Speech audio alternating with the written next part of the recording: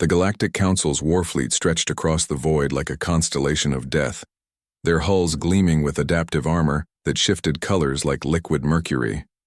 Admiral Zexathera of the Hegemony stood on the bridge of the flagship, Inevitable Conquest, her 4 eyes scanning the tactical displays with predatory satisfaction.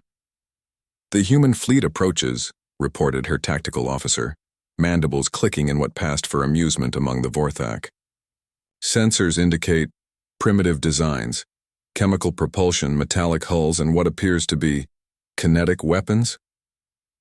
A ripple of laughter passed through the bridge crew. Zexathera's secondary arms gestured dismissively. "Kinetic weapons? How charmingly archaic. Do they plan to throw rocks at us?" The human fleet consisted of 12 vessels, their gray-black hulls scarred and weathered. The ships moved in perfect formation despite their apparent age, small puffs of chemical exhaust occasionally visible as they made course corrections. Compared to the Council's sleek energy-shielded vessels with their quantum drives and plasma arrays, the human ships looked like antiques pulled from a museum. "Admiral," the communications officer chirped, "we're receiving a transmission from the human flagship. Put it through. Let's hear what these primitives have to say." The holographic display flickered to life, revealing a weathered human face. Admiral Sarah Chen of the Terran Defense Force looked tired, her gray hair pulled back severely, eyes that had seen too much war. "This is Admiral Chen of the TDF Retribution. You have entered Sol system in violation of the Terran neutrality. Accords. Withdraw immediately or face the consequences." Zexathera's laughter was like grinding metal. "Consequences? From those rust buckets you call warships? Human, your species should have stayed in the shadows. The galaxy has evolved beyond your primitive technology." Chen's expression didn't change. "Last warning, Admiral. Turn back now." The transmission ended. Zexathera turned to her weapons officer. "Charge the quantum disruptors. Let's put these humans out of their misery quickly. I have a dinner reservation on Proxima Station," but something nagged at her as she watched the human ships adjust their positions. Despite their outdated appearance, they moved with precision that spoke of extensive combat experience.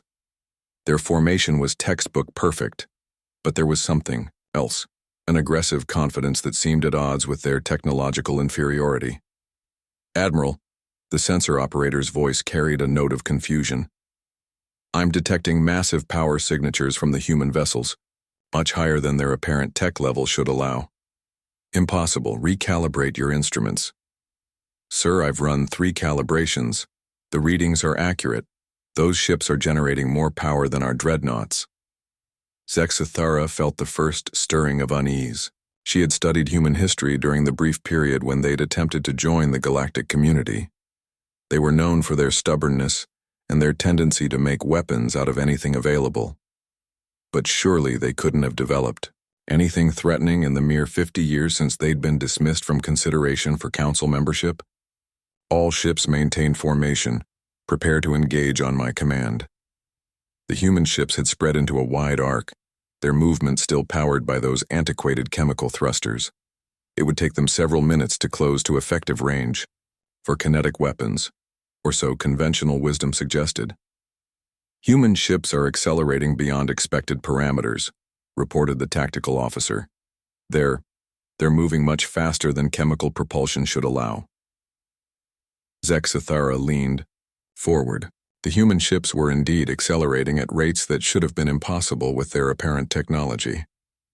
"What kind of drive signature are you detecting?" "That's just it, Admiral. There is no exotic drive signature. Sensors still read chemical propulsion, but the acceleration curves don't match." Admiral Chen's voice crackled over the comm again, this time broadcasted to the entire Council fleet. "You've made a mistake common to most species who achieve faster than light travel early in their development. You assume that newer automatically means better. You've forgotten the fundamental truth that my species learned long ago." Zexathera snarled, "What truth is that, human? There's no problem that can't be solved with enough applied kinetic energy." The first human ship fired. What emerged from the Retribution's forward battery wasn't a primitive slug of metal. The projectile was a perfect sphere of collapsed matter, accelerated to a significant fraction of light speed by a magnetic launcher that ran the entire length of the ship. The round struck the Council flagship's adaptive shields and punched through them like they were made of tissue paper. The inevitable conquest simply ceased to exist. One moment it was there, the next there was only an expanding cloud of superheated plasma. "Evasive maneuvers!" someone screamed, but it was too late. The human fleet had spread wide specifically to prevent escape, and now each ship was firing those impossible kinetic rounds in carefully calculated salvos. A hegemony cruiser tried to return fire with plasma cannons, but the human ships were covered in some kind of reactive armor that absorbed and dispersed energy weapons. The kinetic rounds, meanwhile, continued to punch through the Council's most advanced defenses like they were made of cardboard. "Admiral, what are those projectiles?" The surviving tactical officer gasped from the backup bridge of a heavy cruiser. Admiral Chen's voice carried across the fleet channels, calm and professional. "Compressed dark matter, magnetically accelerated and gravity-focused. Each round mass is roughly equivalent to a small asteroid. We call them planet crackers, though we've never actually tested one on a planet. Environmental concerns." Ship after ship vanished in brief stars of destruction. The Council's advanced energy shields, designed to deflect plasma and particle beams, were useless against projectiles that had actual mass.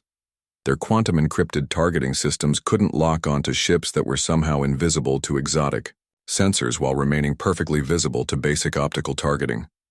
In less than 10 minutes, the Council fleet was reduced to debris and radiation.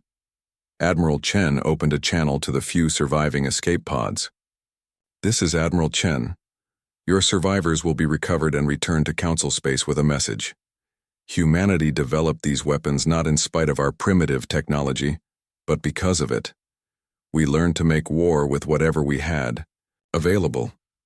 And what we had available was the entire periodic table and some very creative engineers." She paused, looking directly at the camera.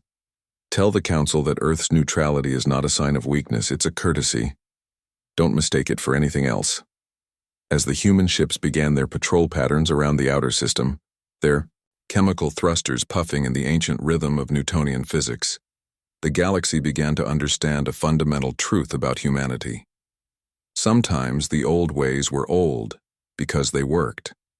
And sometimes, when humans got their hands on old ways, they worked very, very well indeed.